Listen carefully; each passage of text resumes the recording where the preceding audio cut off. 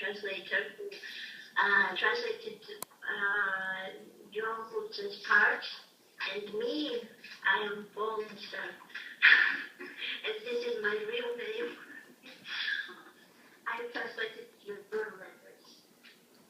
Hello, everybody. Oh, there are a lot of people there.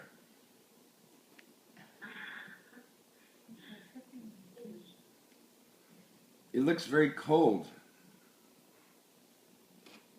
Where? Are you cold? Here. Yes. Is it not so bad? Not a cold winter in Georgia? It's quite warm. Oh, good, good.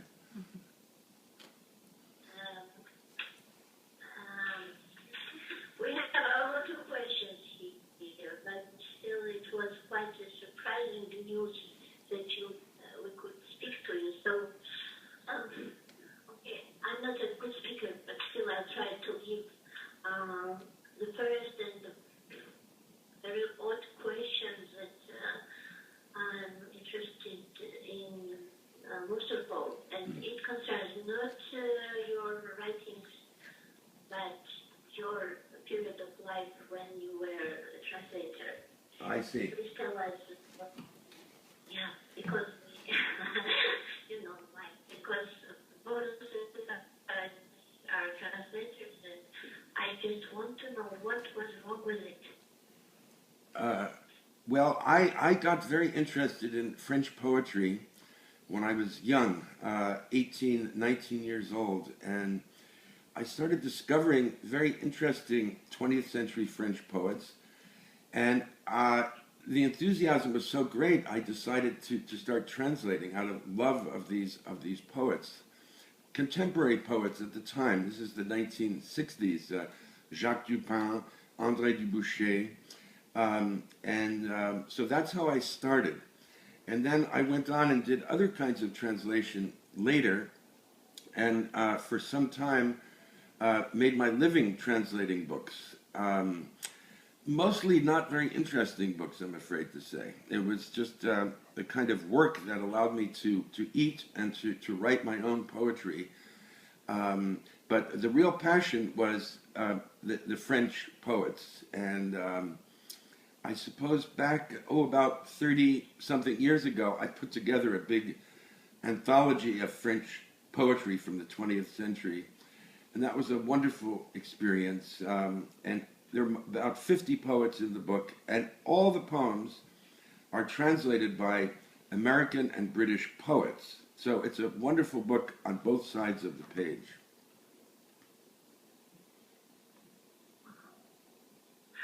And what about the book about Indians of Guayaki? Wasn't it your favorite? Oh, so you know about that too. Well, that was an anthropology book that I loved. I thought it was so brilliantly written and so intelligent. Written by a young French anthropologist named Pierre Clastre. Now, unfortunately, Clastre died young, at 43 in a car accident. So that was the last book he ever published. My passion for the book led me to go to publishers with it. I finally got someone who wanted to do it here in New York. And then the publisher went bankrupt, and the book was never published. The translation was finished. And then, through a strange story, the manuscript was lost. And so for 20 years, I never knew what happened to it. And then, one day, in San Francisco, I had been giving a reading, and there were people coming up to have me sign books afterwards, and a young man was there, and he had the galley proofs of the book that he had found in a basket in a secondhand bookstore for $5, and there it was. And so then the book was eventually published, 25 years after I translated it. Wow. Very Australian story. Yes, it was a very strange business, I have to say.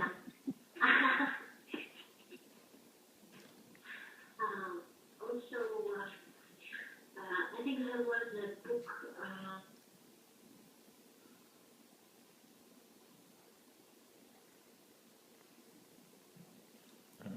not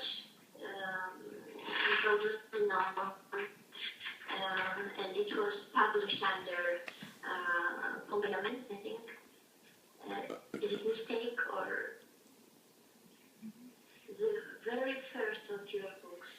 Well, there was a period of my life when I had no money, and I was really in a very bad spot.